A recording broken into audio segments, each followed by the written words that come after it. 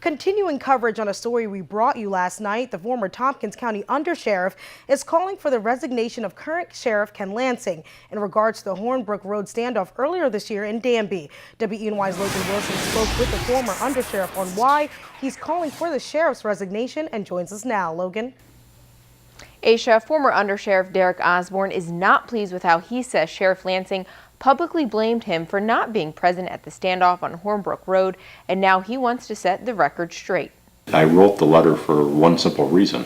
I think it was unfair to blame me for him, the sheriff, not being there, and I simply wanted my name preserved and my reputation. Osborne says Sheriff Lansing publicly blamed him for not being present at the Danby standoff on Hornbrook Road earlier this year that left David Cady dead and a home destroyed.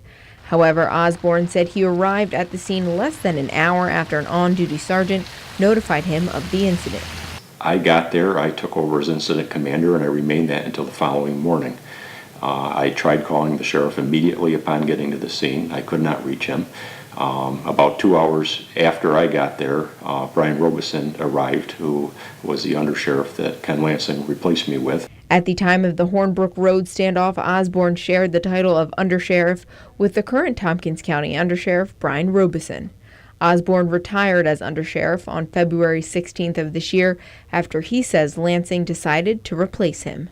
The following morning, when the sheriff did arrive, he took over as incident commander, and between himself and Brian Robeson, they began rotating the command, and I was not part of it any longer.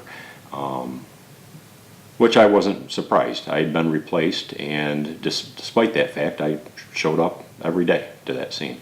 According to the Ithaca Journal, in a question and answer by the town of Danby supervisor and a Tompkins County legislature, Lansing stated, Derek was in charge on the scene and made the decision that further contact with the sheriff was not necessary at that time. That is what second in charge people do. The sheriff cannot be everywhere and be on duty 24/7. I don't think that somebody in his situation, in his position, being the highest law enforcement official of the county, should be blaming a subordinate after that person is gone and not even there to defend themselves.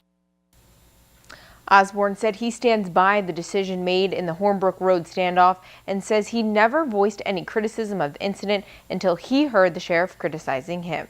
Reporting in the studio, Logan Wilson, WENY News.